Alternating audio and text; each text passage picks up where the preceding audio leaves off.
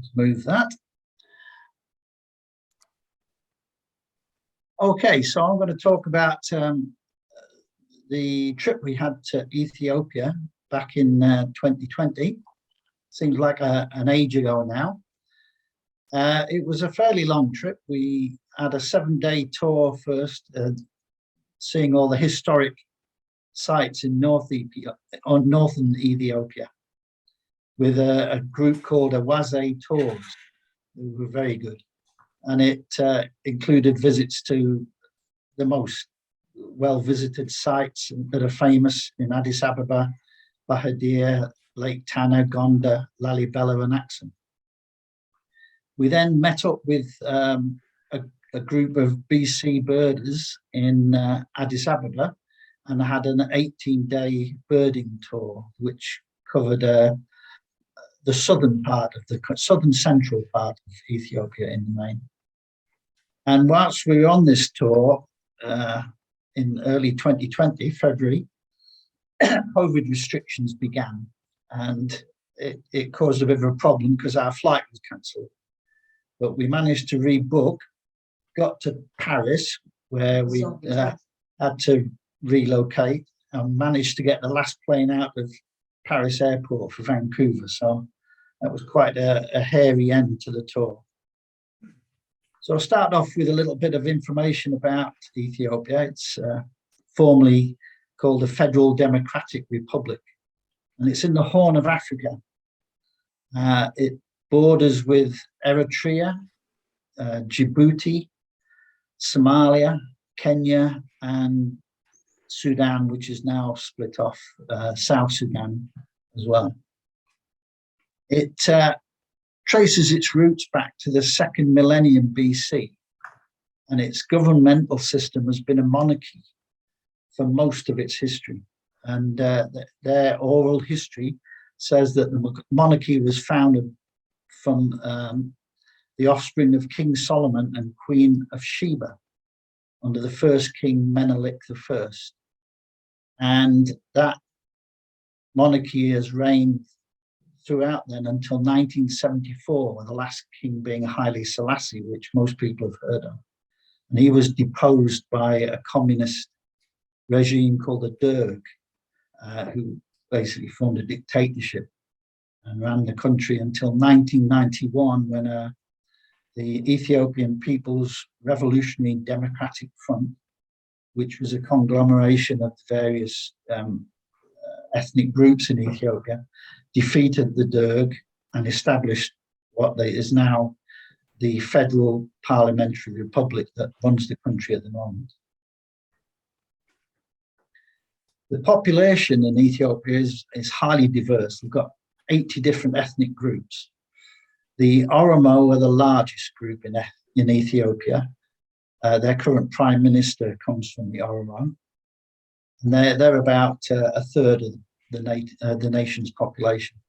Amhara also represent roughly a third. And their language, Amharic, is the bridging language for Ethiopia. It's what you call a lingua franca. And it's the language that business is done, and the towns and cities all speak now. Other languages are more rural and very local.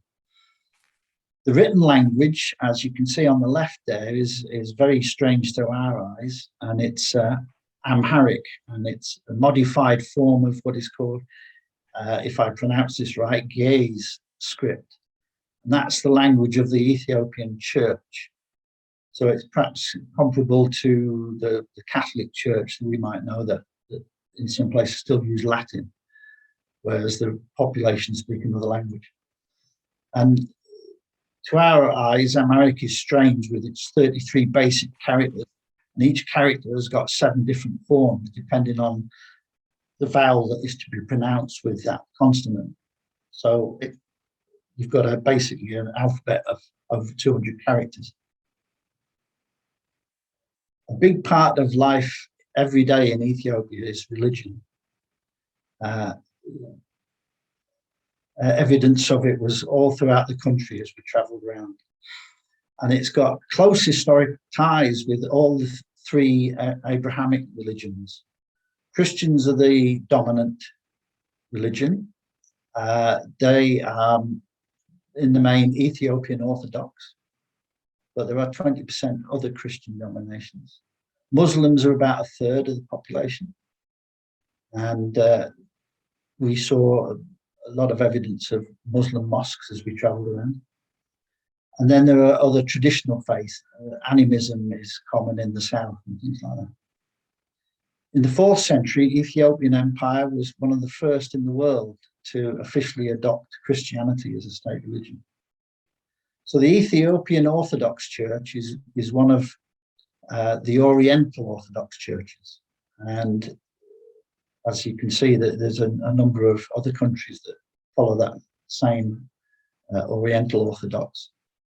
And these are different from other Christians, like the ones we're perhaps more familiar with, Roman Catholics and Protestants. And then the other Orthodox Church, the Eastern Orthodox, which perhaps most people have heard of, through Greek and Russian and East European connections.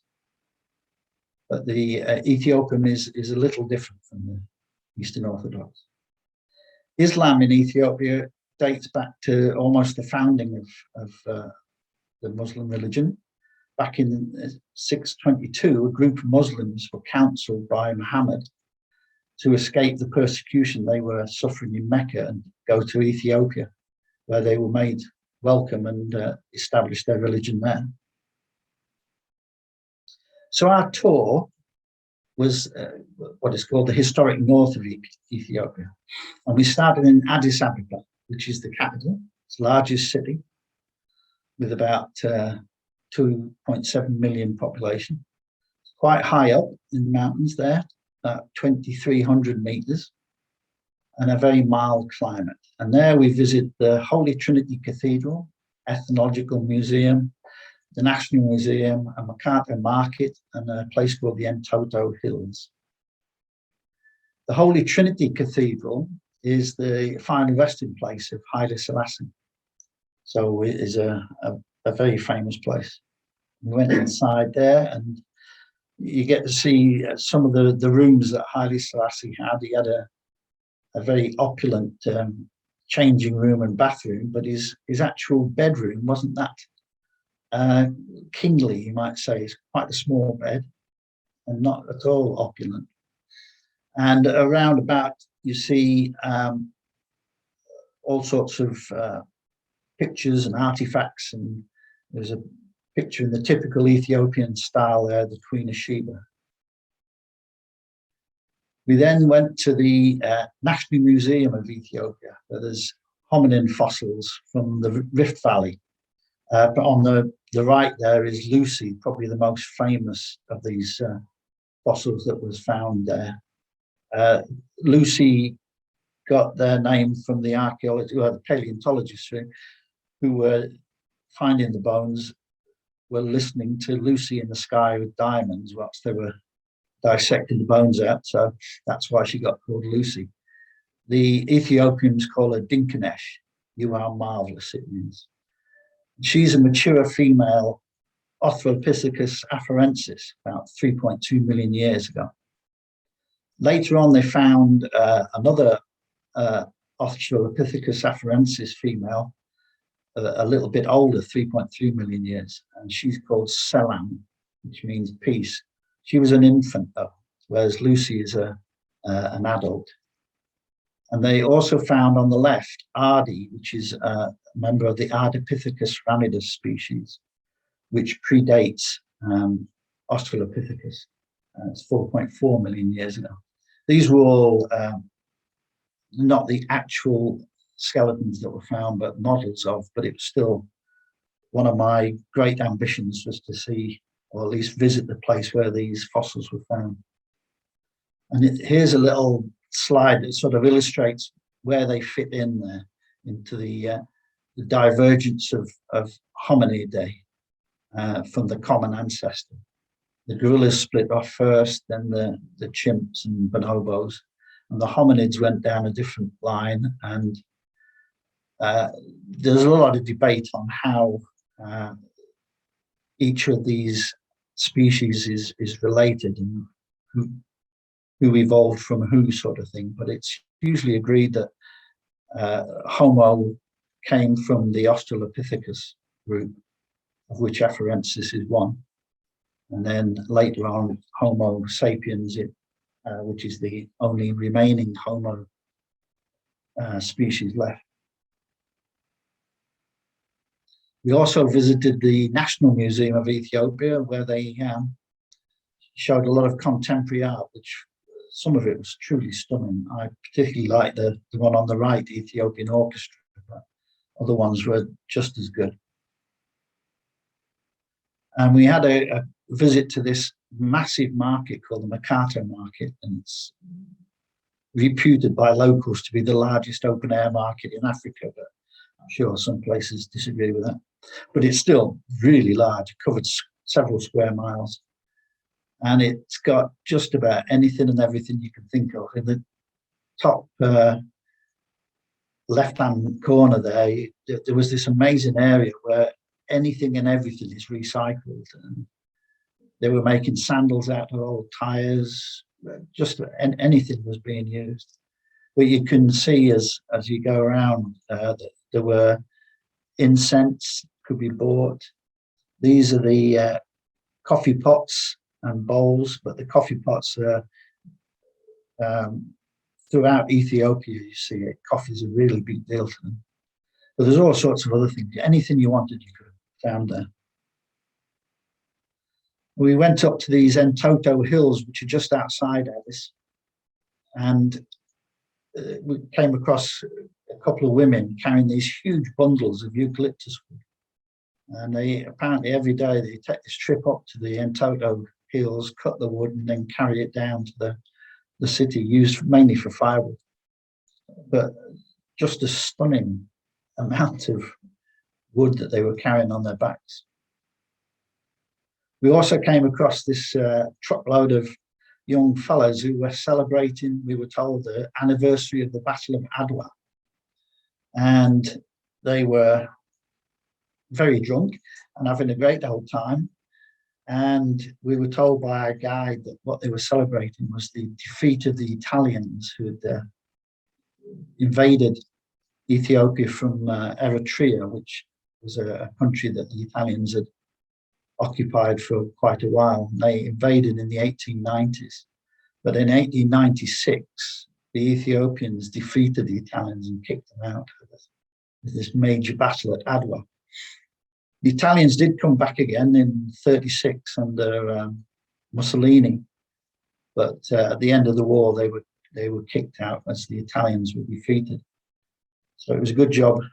We made clear that we were from Canada, not Italy. Another great thing that we were experiencing all the way through this northern trip was the local food, the Ethiopian food. We'd had some in Vancouver. There's a couple of Ethiopian restaurants, but there was much more variety as we went around the north. And the main meal is injera. It's a flatbread made with teff flour, which is, we'll see a bit later, quite different from wheat.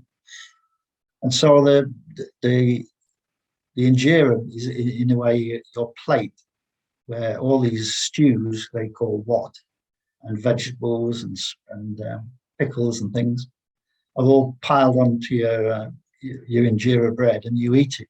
You eat the food with the bread itself. Quite delicious. And also we got to taste some local beer. And at the same place, we were entertained by local musicians and dancers, and from different regions of the country. So this one here on the left is representing the Oromo culture, where their dance was basically it's just done with the shoulders and the head. They stand still and move the shoulders and head. It's quite something to see. We then moved on from Addis, starting the trip, went to a place called Bahir Dar, and that's on Lake Tana, which is the source of the Blue Nile. That's what it's mainly famous for. But also on the lake, there are a lot of islands which have monasteries on them. We stayed at a lovely place called the Abbey Minch Lodge. So Lake Tana is the largest body of water in Ethiopia. They're a landlocked country. They have no access to the sea now that Eritrea is separate from them. But Lake Tana is the largest body of fresh water there. And on there, as you can see, there's these canoes, which they call tankwas. And they're traditional canoes made from papyrus reed. And you can see here on the right, a load of them stacked up. And these two fellows are collecting more reeds with which to make the papyrus boats. And hard to believe that these were still afloat. It was amazing. So this was one of the monasteries on one of the islands. They chose this particular island because the monastery allows both men and women in. Some of them don't allow women on the island. But this one, gender didn't matter. So inside the monasteries, you see this Ethiopian art that everywhere we went, all the churches and monasteries we went to, we saw this kind of art. It's a kind of sort of cartoon version of the biblical stories, such that people who were perhaps illiterate could still get to understand the stories of the Bible. So there's a lot of things that people might recognize. Obviously Mary there, following her ascension, St. Peter there, St. George and the dragon. And carrying on, a lot of them seemed quite violent. It's a sort of cartoon version of the, you have to think probably the Old Testament was such a lot of violence there. But then the suffering of Christ is also shown. Just about everything from the Bible was there in pictorial form. And it's very stylized and very particular to Ethiopia. So after there, we went on to a town called Gonda, which is a UNESCO site where there's a royal enclosure and a church called Debre Berhan Selassie. At least that's how I pronounce it. And we stayed there at a more typical hotel called the Goa Hotel. But on the way, we drove from Lake Tana to Gonda, and it took us through villages, towns, and rural areas. And this is the main form of transport in Ethiopia is either donkey or, as you can see here, these ponies. And we must have seen hundreds, but a lot of them seem to be very badly treated. It was quite sad to see in some cases. Poor ponies were carrying huge loads of wood and the likes. We also got to see the local housing as we drove along. And that varied throughout the country, of course, but in the area between Lake Tana and Gonda, this seemed to be the main way of building. They used these, eucalyptus was one of the woods that was commonly used. So they just put slats in of eucalyptus poles and then filled that in with daub, which is made from mud and teff hay, you might say. So it's like wattle and daub in a way. And there were small huts that people lived in, not very large at all, and all accumulated in little villages. We also came across this a lot with these strings of little stores that sold anything and everything.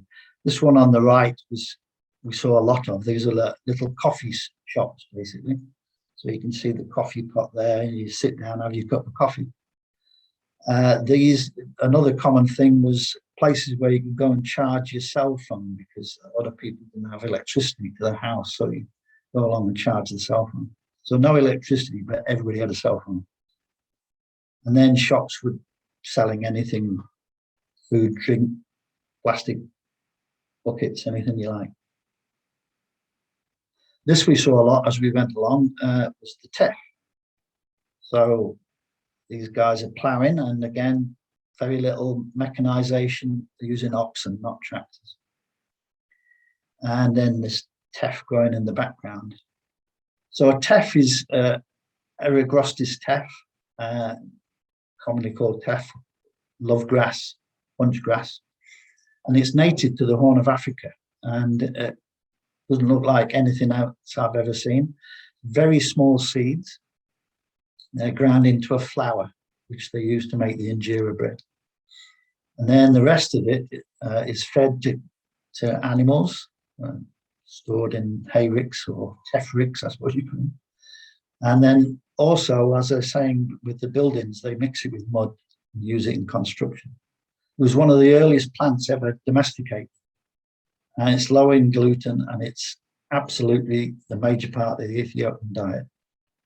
Our guys on the birding tour just ate it breakfast, lunch, dinner, they said, never anything else.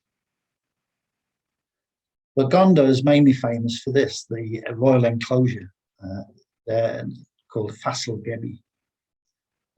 And it was set up by Emperor Fasilides.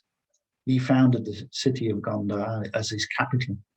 And he built the Fasil Gebi, which is this large enclosure, in the 17th century. And his castle, Fasilides' castle, was the main building, which was surrounded by an enclosure wall with well-guarded gates. Then subsequent emperors built their little bit on. So here's the palace of Iyasu I, who came after Fasilides. So you get to walk around these buildings, and there's nothing really in them. They're all empty.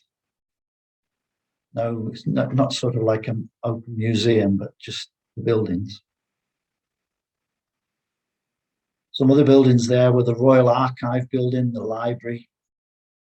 So he ran his government from there as well.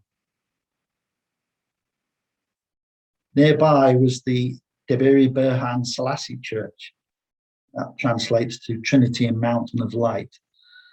And it was famous because Gonda was sacked in 1888 by Sudanese dervishes.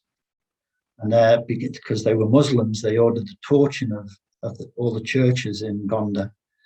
But this Trinity and Mountain of Light survived because the legend says a swarm of bees arrived and defended the church from the dervishes so that it didn't get destroyed. Inside, it was just covered in the paintings, so typical of these churches. Here's the Holy Trinity and Christ on the crucifix. But the ceiling was the most spectacular. These are all depictions of cherubs, and it's a very common thing throughout that we saw, where basically it's just a head with wings, which represents the cherubs. But in this case, the whole ceiling was covered in them, quite simple. Another place we visited nearby, which was connected to the enclosure, Fasilides' bath, which when we were there was empty, as you can see. But once a year, on the 19th of January, they fill the bath, and it's part of a celebration called Timkat, which we would call Epiphany. And it's meant to replicate Christ's baptism in the River Jordan. But obviously we got there a bit late. We were there in February, so we didn't get to see the actual festival, which was a shame. But what we did see around about the walls were these amazing banyan trees, which had grown all over the walls, and their roots had found their way down to the earth. It's quite a sight all around the site there. We then moved on to Lalibela, which is another UNESCO site where the very famous rock churches are located. And we also had a hike to another church up at the top of Mount Ashton. We stayed in a place called the Panoramic View Hotel, which lived up to its name. From our room, we could take this view. And what was interesting here was this road was being built, and it hadn't quite managed to get anywhere into the town. So basically all the road had been ripped up. They hadn't resurfaced it. So it was very hard getting around the town itself. This road is being built by the Chinese, who are all located here in a little shanty town, which is a common thing throughout Ethiopia and in Africa in general, is that the Chinese are helping with a lot of engineering projects. We also visited one of the funkiest restaurants I've ever been in, Ben Beba.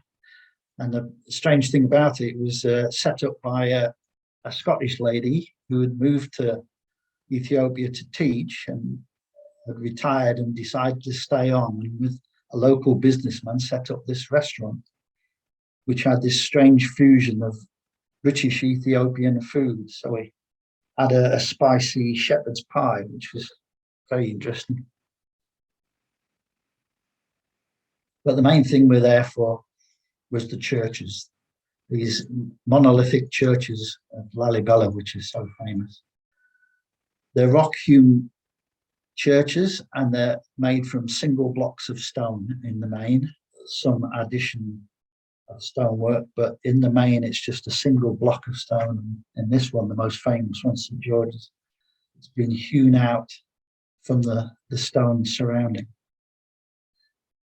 The story says that King Gebre Meskel Lalibela had seen Jerusalem and then wanted to build a new Jerusalem in Ethiopia as his capital, in response to the retaking of Old Jerusalem by the Muslims in the 12th century. So there were 11 churches there in little groups, 4 groups, and they're mostly had built during the reign of Lalibela in the 12th and 13th century. And so we visited most of these churches, and they all varied in different ways. But of course, there's the common theme that they're hewn out of a single block of stone. So the church would be hewn out from the surrounding rock, and then they would go in and take out the rocks in there to make the rooms. Quite a feat of work. They're still used, as you can see here. Every church we visited was being used by Orthodox Christians. And people will come to visit from all over Ethiopia. Very important thing for them.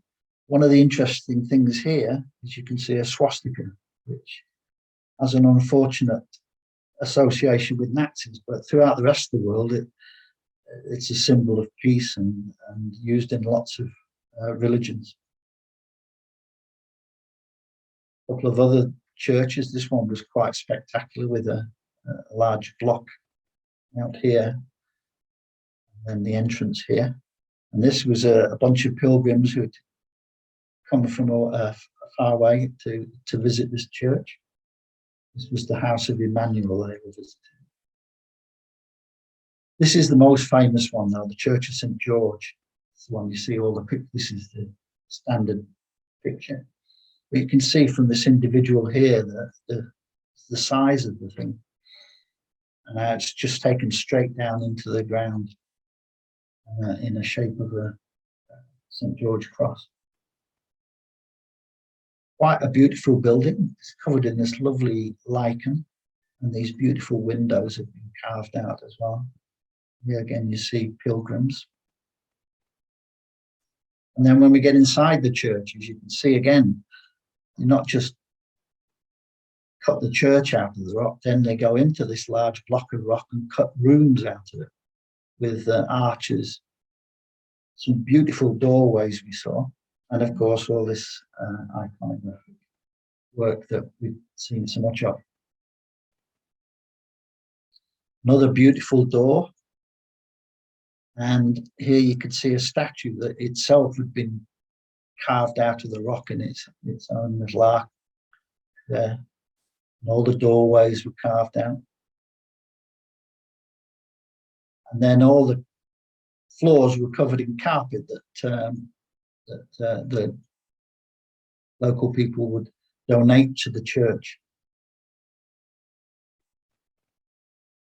The churches are connected with all these passages, as you can see with this individual, not that easy to negotiate.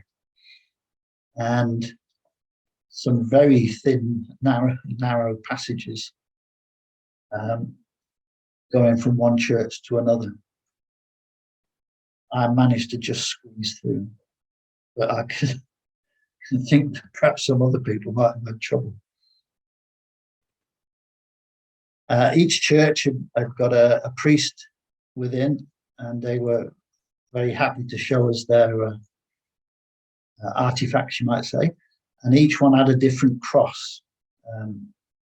See these two examples.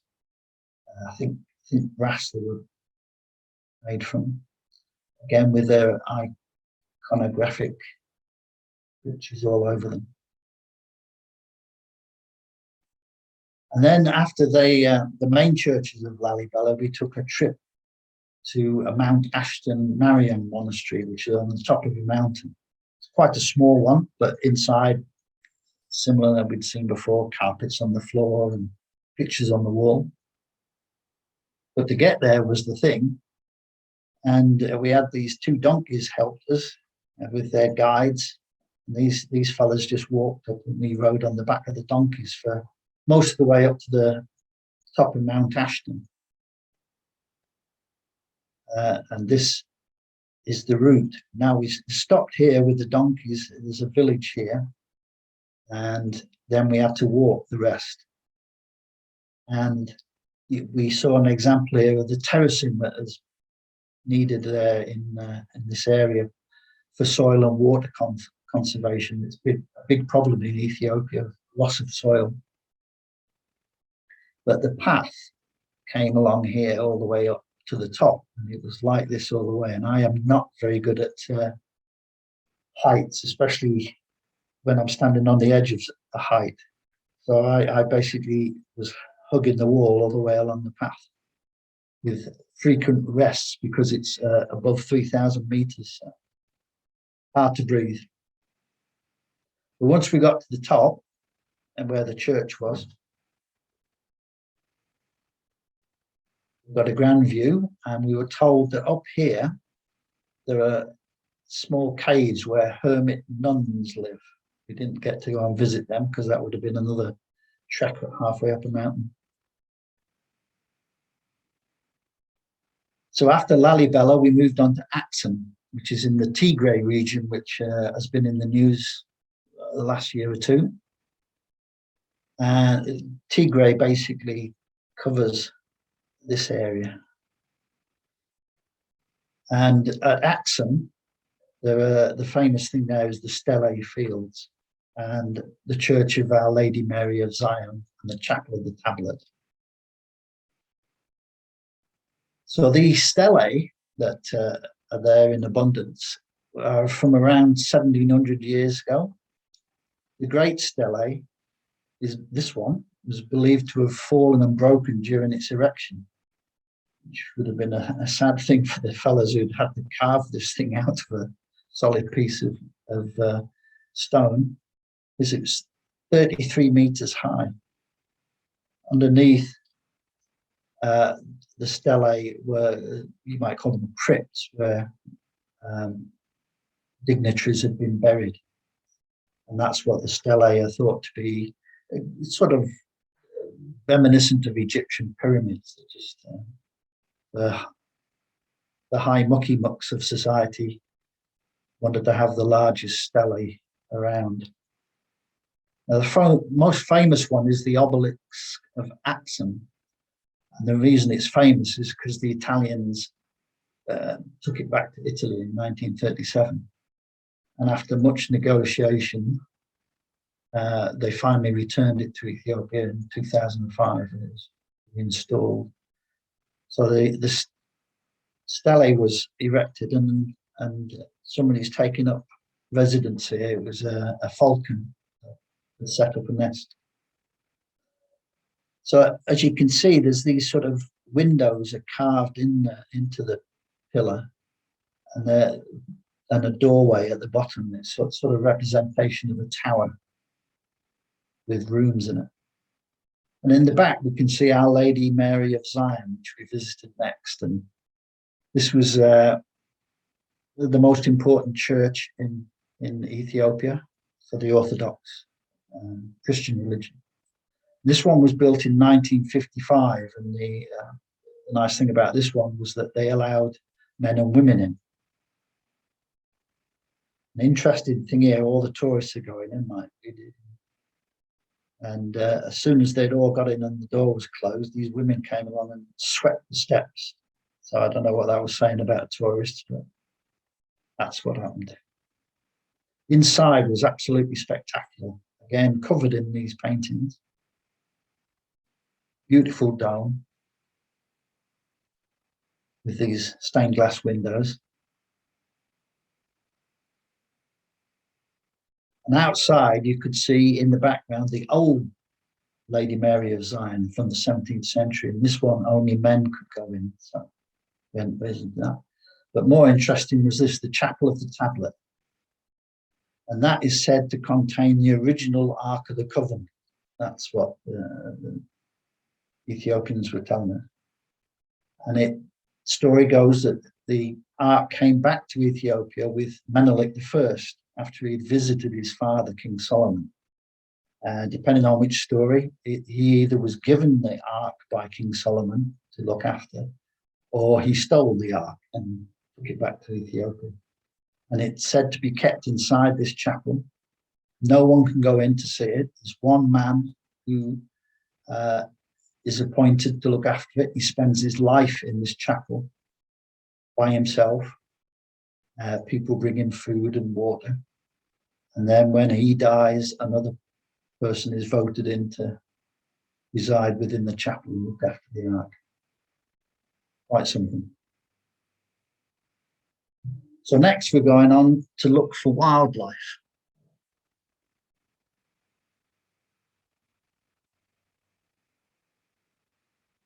And this is when we started our birding tour.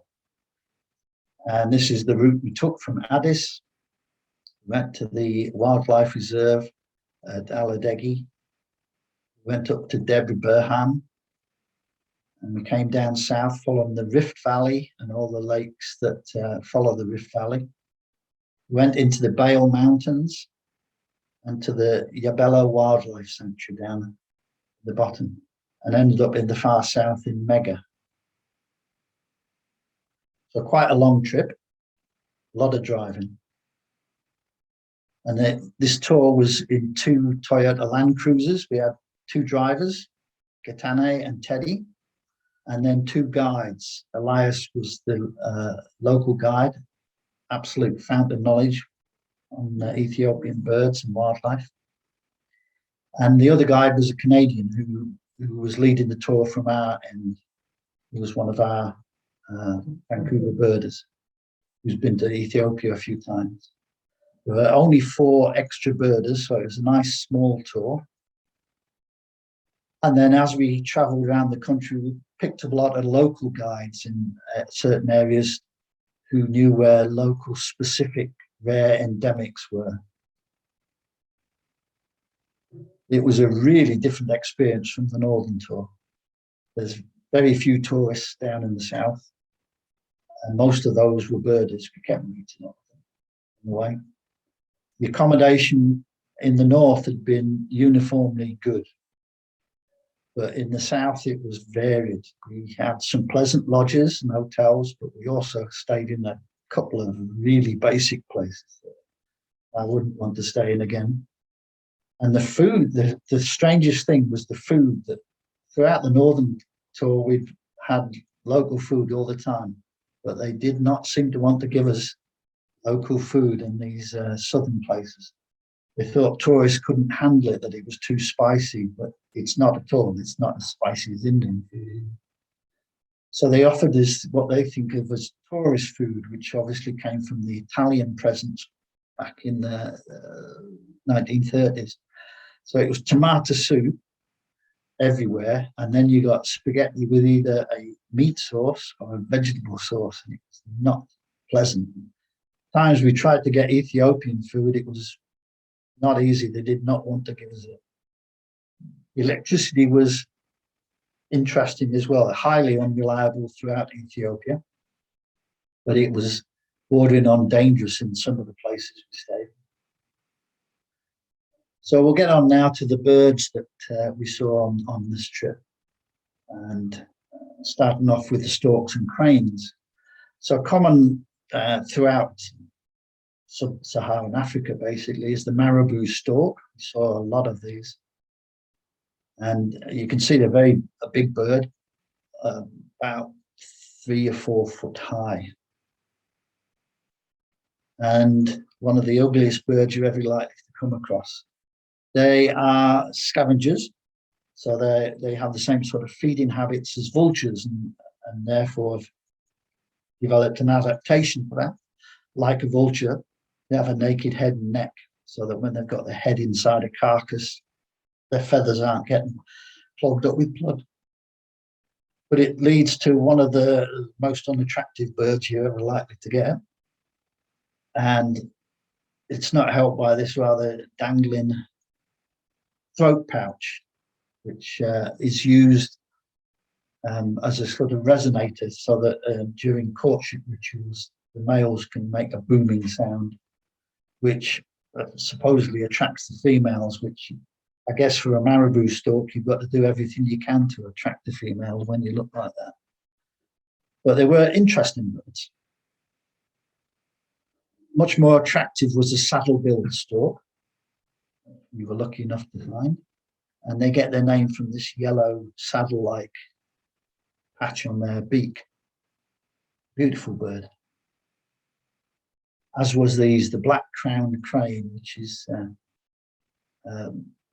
not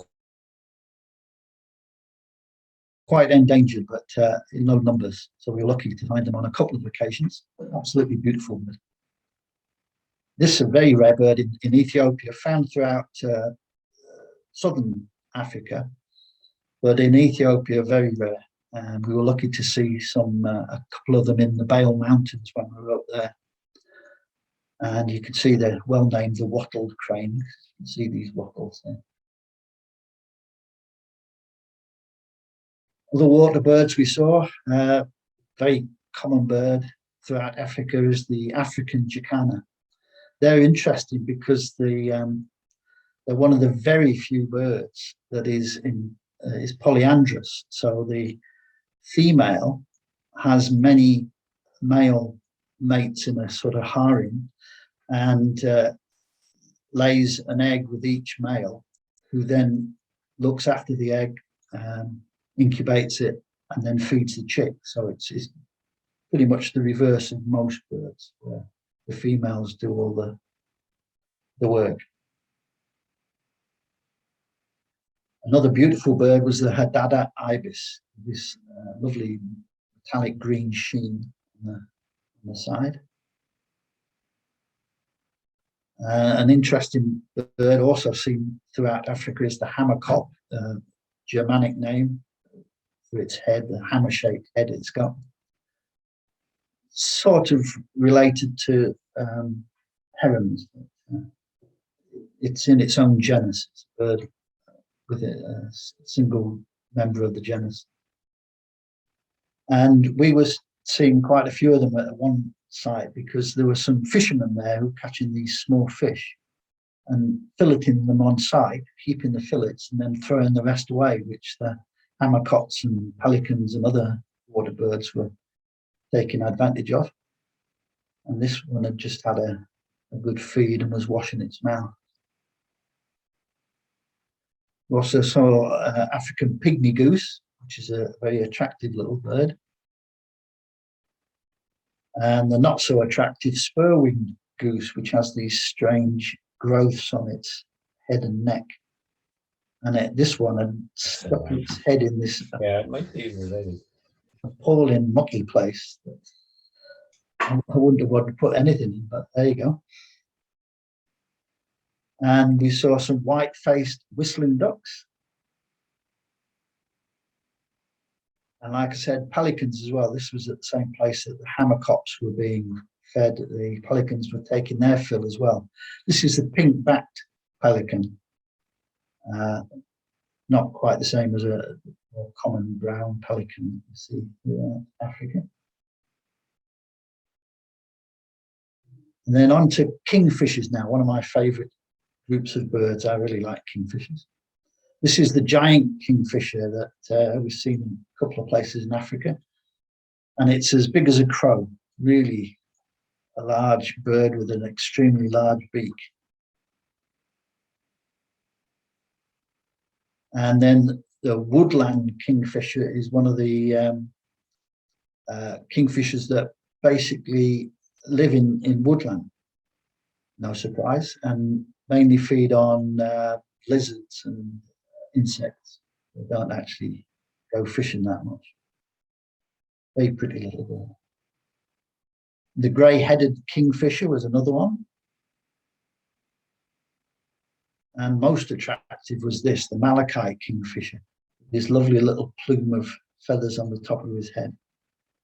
A bit more like the European kingfisher coloration with the rufous front and the blue back, with this extra special plume of feathers.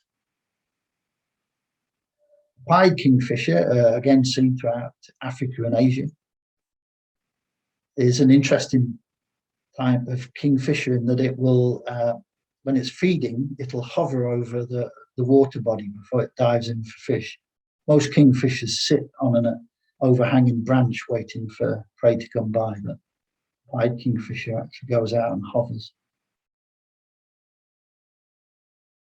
Another favourite group of mine is the woodpeckers. And there we saw this lovely bird, the eastern grey woodpecker. We saw quite a lot of this fellow. Cardinal woodpecker was another one with this lovely tail feathers. Didn't see so many of those. And a relative of the woodpeckers are the wrynecks. And there we saw a red-throated wryneck. They don't drill holes into the trees looking for larvae. They actually go picking under the bark looking for insects. So as you can see, they're not quite as well developed beak as a woodpecker. A group of birds in Africa, the hornbills, found in Africa and Asia. So fill a similar niche as the toucans do in South America. This is the silvery-cheeked hornbill, and the thing that gives the group its name are these huge casques that you often find on the bills of hornbills, on some, not all of them, but they have large bills. They're omnivorous. They feed a lot on fruit and will also eat insects. A couple of others we saw were the eastern yellow-billed hornbill and the northern red-billed hornbill, and the von der Dachens hornbill. Here you see a nice male and a female posing for the camera. Again, they're omnivorous. This one's feeding on some fruit. It's interesting with hornbills, they have quite a short tongue, so they're not able to manipulate their food as well. So they tend to flip it up and catch it and swallow it to the back of the throat before they manipulate. Here we saw the Abyssinian ground hornbill. These are mostly hunting lizards and insects on the ground. They walk. They don't. They can fly and do, but they mainly hunt by walking through the undergrowth, looking for reptiles and insects. Another group that we saw a lot of were the barbets, a very attractive group of birds. This one was the black-billed barbet. They're omnivores as well, but as you can see from these very strong bills, they can eat quite hard nuts and fruits. Other examples were the yellow-breasted barbet and the red and yellow barbet. But this was the nicest, the Darno's barbet. And we saw a few of these, but this fellow here, along with his mate, were displaying for, we watched them for about 15 minutes, and they were making a hell of a racket there. Posturing, showing a off to each other with flicking their tails up and chattering away to each other. It was quite an entertaining little show. So in Africa, there's a group of birds called sunbirds, and they basically serve the role of the hummingbirds that we have in the Americas. So they're nectar feeders. And we saw quite a few of these sunbirds. This was the scarlet-chested sunbird, as is common. The male was very colourful, whereas the female is a much drabber coloration. The Takazi sunbird was a very spectacular example with this lovely metallic green and purple and blue sheen. And again, they varied. The female much drabber.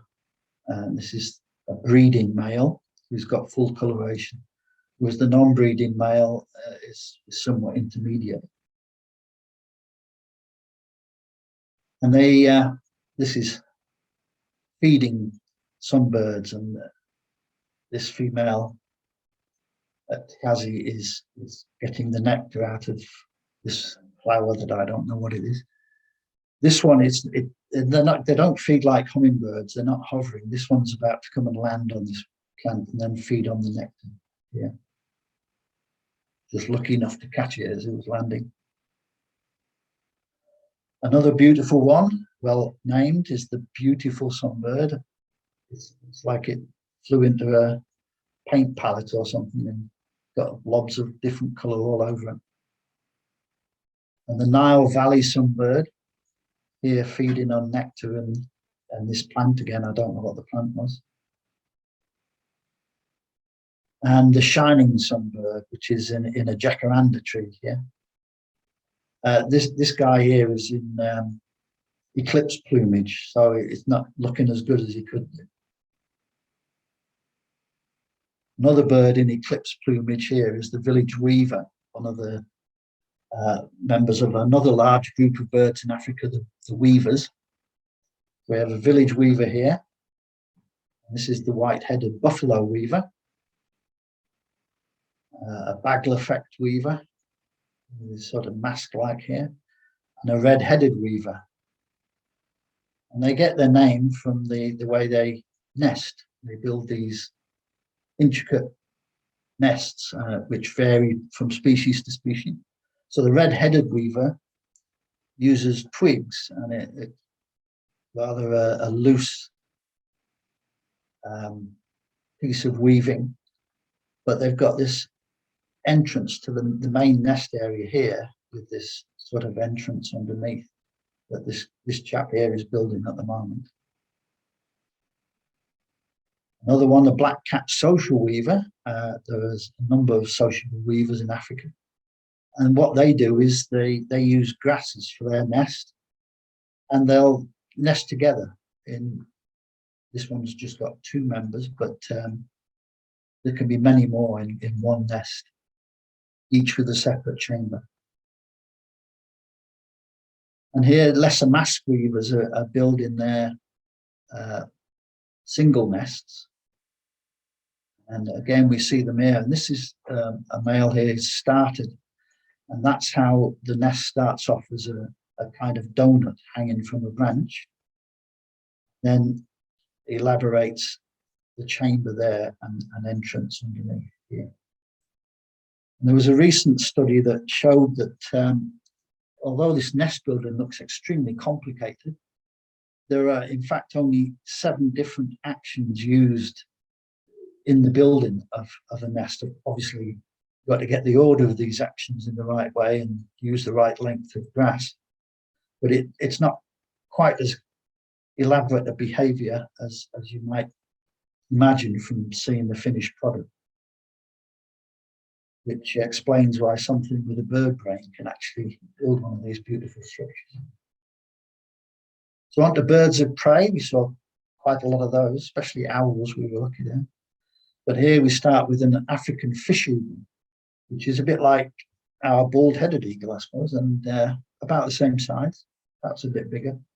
He's got these nice russet shoulders and a much more pronounced white cowling sort of thing. Lots of black kites, sometimes called yellow-billed kite. They used to be considered separate species, but not now. They've been lumped together.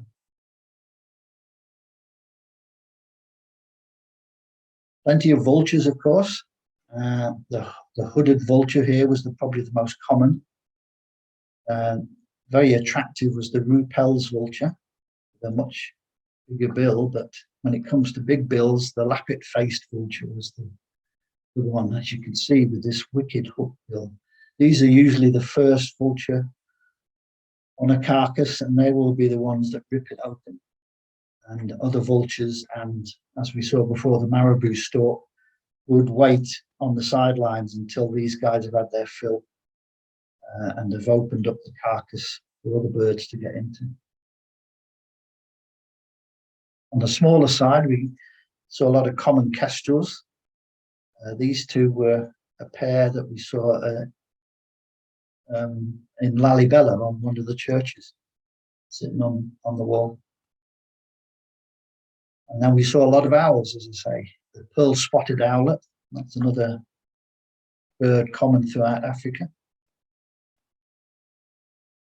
We saw this Cape eagle owl. It was a special site that our guide knew of, and we went to see it. And as we arrived there, he knew where the bird was. And this is its roost, its daytime roost, so we got to see it.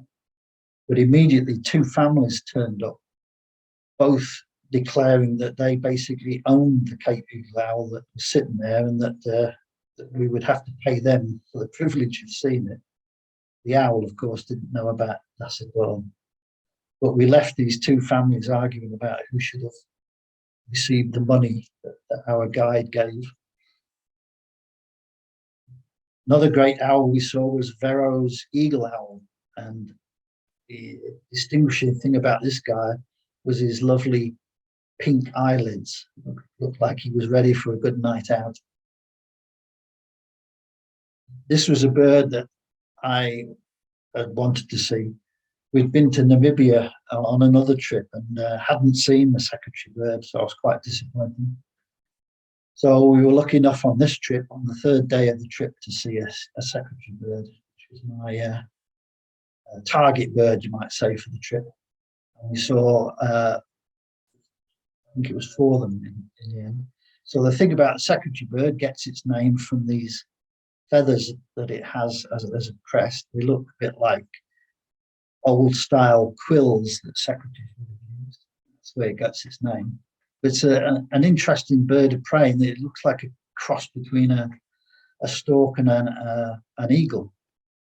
It's got very long legs, and it basically hunts by just walking through scrubland and grassland, looking for lizards and insects. So not unlike that Abyssinian ground hornbill, similar hunting pattern. But with a bill like that, it can take on more than the ground hornbill can. This is a buffalo weaver. So this one here, this particular individual, was nesting in the top of a tree. Some other birds that we saw, some strange critters. This one, the thick-billed raven. Again, it looks a bit like our ravens, but with this massive bill, and it's because they can actually crack bones open, so they feed on the marrow inside. And this fellow had been trying to crack open a bone whilst we were watching it. There's a number of starlings in Africa, and we saw quite a few in Ethiopia. Very colourful indeed, much better than the European starling, although that's a colourful bird as well. But we got the blue-eared starling, Ruppel's starling, this lovely purpley blue, and the well-named superb starling, this mixture of colours and absolutely bright white eyes. There were 2 mousebird species that we saw. The mousebirds get their name because it's said, I didn't really notice it myself, but they're said to behave like little mice in the bushes, scurrying around inside the bushes. But they share very long tails, and they're quite small birds. I don't know what you'd say, a bit bigger than a chickadee, but not as big as a robin. And this one, the blue naped mouse bird, was very attractive. And this is the speckled mouse bird. Also saw a number of bee-eaters, two examples here, the blue-breasted bee-eater and the northern carmine bee-eater.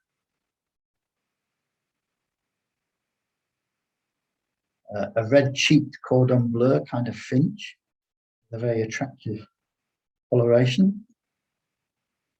Lots of bustards, these are ground-dwelling birds, all share this sort of camouflage-like plumage.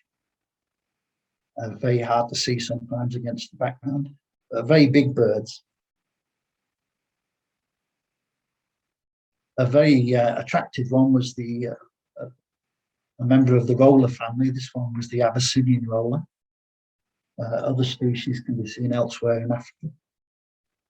And they get their name because the males perform a sort of courtship flight to attract females, where they'll fly in the air and then tumble down in a rolling kind of acrobatic spiral, and that's where they get their name from. The oxpeckers, well named here, red-billed oxpecker in this case, they obviously, as can be seen, feed on ectoparasites on the cattle, and the cattle tolerate this, even though sometimes apparently they can break skin and start feeding on blood. They clear the cattle of all the various ectoparasites they might have, so they're tolerated even in large numbers. We saw a parrot. There's Africa's not the main place for parrots, of course, that's Australia, but we're lucky enough to see this orange-bellied parrot, who's quite attractive. Nearly tripped over this guy, the slender-tailed nightjar. We were walking along and the guide suddenly spotted two of them lying there. This is quite well camouflaged, and they basically don't move, even though you're nearly stepping on them, because they're roosting until dusk. They're what we call crepuscular feeders, dawn and dusk. Here's a migrant, a visitor from Europe, the Eurasian hoopoe. There is an African hoopoe, but we didn't see that. They only get the migrant form from Europe in Ethiopia. These birds, the white-bellied go-away bird, they were quite common. Large bird, sort of crow-sized. And they get their name because they've got this very strange call, which, with a bit of imagination, you can they're saying, "Go away, go away."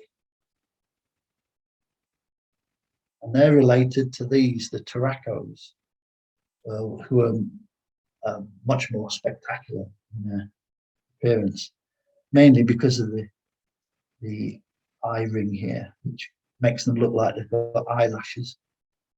Prince Ruspoli's turaco was quite attractive with his pale pink crest, but the white-cheeked also lovely. When they fly, the underwings are bright red. You can just see a little bit of the red showing there, and it's quite a spectacular sight. But unfortunately, I wasn't able to get a shot of them flying.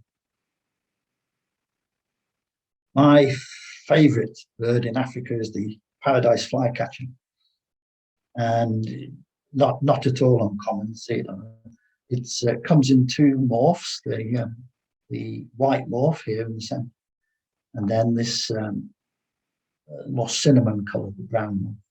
both having the blue eye ring. Absolutely lovely bird. The males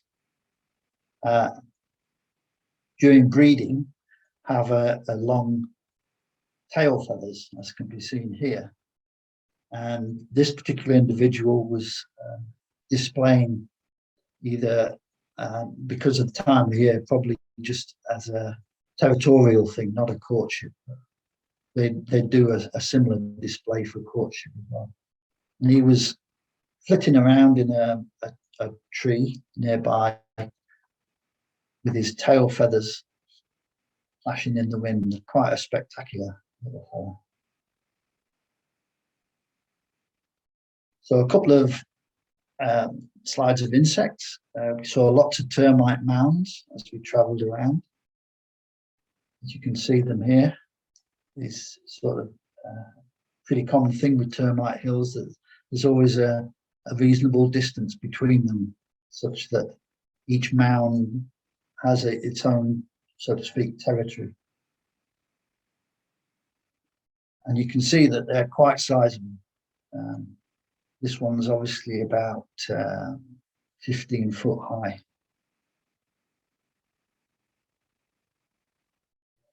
We passed through what we thought was quite a swarm of locusts, but the local guys told us it was just the dregs of what they'd been seeing for the last little while in the country. There'd been a terrible swarm passed through and was currently mostly in Kenya. But what we saw seemed pretty impressive. There was thousands upon thousands of locusts, and we were driving through them. And unfortunately, at the beginning, we had the windows open, so we got a few in the car, but quickly closed the windows. And though they're an absolute pain for humans, because they eat the crops and decimate the farmers' livelihood, the animals take advantage of this and basically snack on locusts all the time that they're there. So we saw red-billed hornbill munching away, even ground squirrels. The unstriped ground squirrel was having a little snack of locust. Good added protein to the diet. Not eating locusts, because these were on Lake Tana. We saw a nice group of hippos. And the East African oryx, or sometimes called a beza. And then this strange antelope, only seen in Ethiopia, I believe, I'm not quite sure about that. But it's called a giraffe gazelle, as you can see, because of its long neck, it gets its name, or more local name is the gerenuk. And you can see the advantage of having this long neck. It can feed on the tops of these acacia trees. We also saw some dik-diks, the salt dik-dik we saw here. This is a male. You can just see these two little horns here. This is the female. They're about 12 inches high at the shoulder here. Not at all big. Really cute animals with these huge eyes. This species, the mountain nyala, is an endemic, only found in the Bale Mountains in Ethiopia. This is the female, and a young male, but more spectacular is the mature male with these lovely horns. They all have these white spots and stripes.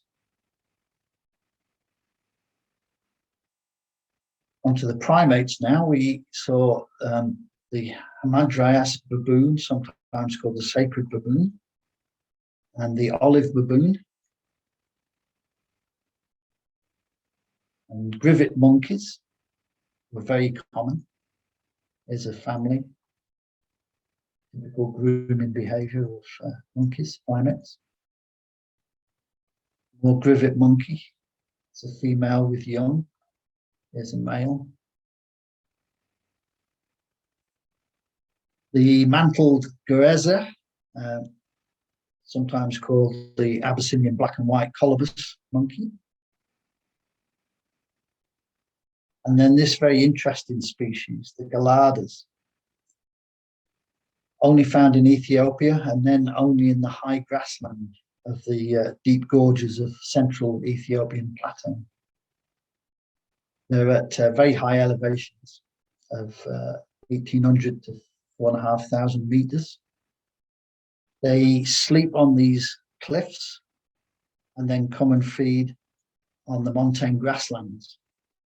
And they're unusual primates in that their diet almost solely consists of grasses, leaves and seeds. They will dig up other tuberous plants, but basically they feed on grasses in the main. And here you can see the difference between the males and the females. So unlike, this is another example of an animal which is got only a single species in the genus, but they are related to baboons, even though they're not actually in the baboon genus. And the difference between baboons and galadas is that where baboons usually sexual signaling is through the coloration of the rump. In the galada, the coloration is on the chest, which leads to it sometimes being called the bleeding heart baboon. And it's always this sort of hourglass shape.